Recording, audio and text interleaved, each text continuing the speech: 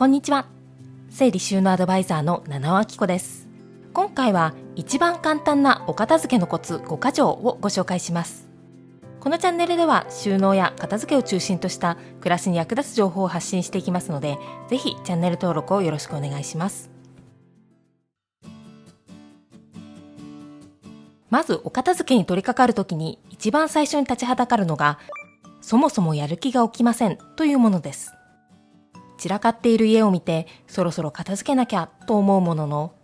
家事や仕事、育児などに追われてなかなか重い腰が上がらない方は多いと思います。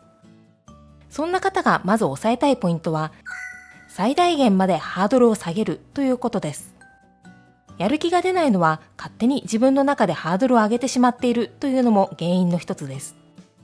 残念ながらやる気はじっと待っていても出ません。そのためハードルをとにかく下げて、小さいことでも手を動かすことがやる気スイッチを押すためにはとても重要です。やる気スイッチを押すためにおすすめしたいアクションは、1日1捨てにチャレンジすることです。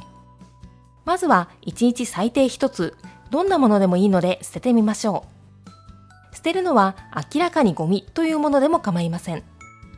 まずは小さく手や頭を動かすことで、脳内のお片付けスイッチをオンにすることが大事です。この1日1捨てを習慣化するためには、いつも同じ時間に捨てタイムを設定するのが効果的です。つい三日坊主になってしまうという方は、忘れないようにスマホのアラームやスケジューラーに入れる方法もあります。まずは1日1つから始めて、慣れてきたら1日2つ、1日3つと少しずつ増やしてもいいと思います。ただし、ハードルを上げすぎるとかえって逆効果になってしまうので注意が必要です。あくまでお片付けのやる気スイッチを押すことが目的なので、これなら自分にもできそうというラインまでハードルを下げるのがおすすめです。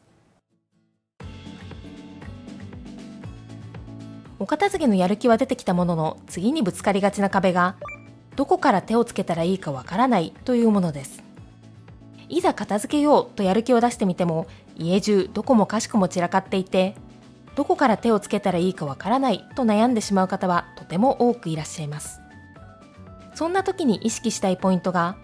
まずは小さいケースやボックス一つから手をつけてみるということです。どこから片付けようと悩んでいる間にも時間はどんどん過ぎていってしまい、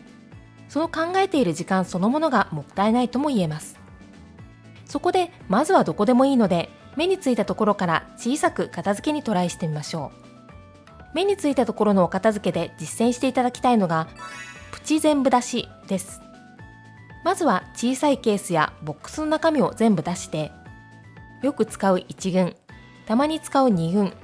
ほとんど使わない3群に分けてみましょう。そして3群のうちこれはいらないというものがあれば積極的に処分しましょう。不要なものを減らしたら、使用頻度が高いものから優先的に元あったケースやボックスに戻します。不要なものがなくなるだけでも見た目がすっきりして使い勝手が良くなります。まずは小さい場所からでも自分で片付けられたという成功体験を実感することがモチベーションアップのためには大事です。お片付けに取り組み始めたら、次に立ちはだかりがちなのが、なかなか物が減らせないというお悩みです。不要なものを減らそうと思っても、どれもいつか使うかもと思ってしまって、なかなか捨てられないという方も多いことと思います。そんな時のポイントは、捨てるよりも使うものを選ぶことを意識するということです。捨てるのが苦手な方は、最初から捨てることを意識しすぎると、そこで思考が止まってしまって、先に進まなくなってしまいます。そのため、まずは使っているものだけを使いやすいところに残して、使っていないものを一旦別の場所に分けることからトライしてみましょう。そこで実践してみていただきたいのが、保留ボックスを活用するということです。プチ全部出しをした結果、3群に振り分けられたもののうち、使っていないけれど処分に悩むものは、一旦保留ボックスに分けて別の場所に置いておきましょう。これを続けていくと、保留ボックスには物が溜まっていきますが、普段使う場所にはよく使うものだけが残っていくので、お家の中の収納の本来あるべき姿が見えやすくなります。保留のものを分けて集めていくことで、日頃いかに使っていないけどなんとなく取っておいているというものにスペースが圧迫されているかということも実感できます。1軍、2軍を優先して収納した結果、もし空いているスペースがあったら、保留ボックスの3軍のものの中からこれはどうしても取っておきたいというものを選んで復活させても構いません。逆にもし空きスペースがない場合は、今すでに入っている他のものと入れ替えるか、有料の預かりサービスを利用するなどお金をかけてでも取っておきたいかどうか考えてみましょう。別のものとの入れ替えも有料の預かりサービスも利用したくないという場合は、今のお住まいには容量オーバーなものだと割り切って思い切って処分することを考えましょう。なお、物がなかなか減らせない方にお勧めしたい方法については、こちらの動画でもご紹介していますので、ぜひ参考にしてみてください。続いて、多くの方がぶつかるお悩みが、どこに何を置けばいいかわからないというものです。物はある程度減らされていたり、もともとそれほど多くはないものの、その後どう収納すればいいかわからず、なんとなくいろんな場所にいろんなものが置かれ、使いづらいと悩まれる方も多いです。そんな時に意識したいポイントが、スペースの役割を決めて仮置きするということです。よく使うものは使う場所の近くに定位置がある方が片付けやすく、動線的にも便利です。そこで引き出しや棚などスペースごとに役割を決めて、よく使う一群のものを仮置きしてみましょう。そのためにぜひ実践してみていただきたいのが、玉突き移動です。まずざっくりどこに何を置くかというスペースごとの役割を決めます。例えばコンロ下の引き出しには火の周りで使う調理器具を置くなどです。次にそのスペースの中にあるものを一旦外に出して、役割に合ったものだけを戻します。一旦取り出したものは一時的に他の場所に置いておきます。次に別の場所の役割を決めて、同じように関係ないものを移動して、その役割に合うものだけ戻します。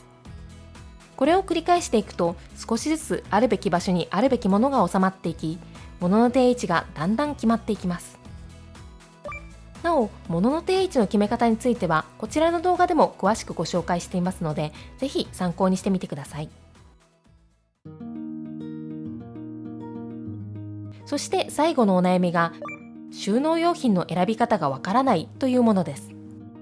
いざ収納用品を買おうと思っても、たくさんありすぎて何を選べばいいかわからなかったり、買ってから失敗したくないと思うとなかなか買えないという方も多くいらっしゃいます。そんな時にまずお勧めしたいのが、家にあるもので仮収納を作ってみるということです。紙袋をボックス状に折ったものや、段ボールの空き箱などをケース代わりにして、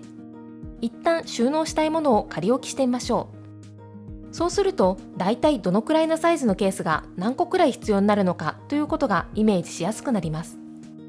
ある程度条件が絞れたら、お店やオンラインストアでそのサイズに合った収納用品を探してみましょう。100均のおすすめ収納用品については、こちらの動画でも詳しくご紹介していますので、参考にしてみてください。また、収納用品を選ぶ時のポイントは、使い回しやすい定番品を選ぶということです。失敗したくない方は、なるべく汎用性の高い収納用品を選んでおくのがおすすめです。もしある場所で使わなくなっても、汎用性の高い収納用品なら別の場所で使い回せるので無駄になりません。また、似たボックスの場合は、なるべく同じシリーズで揃えておくと見た目の統一感も出しやすくなります。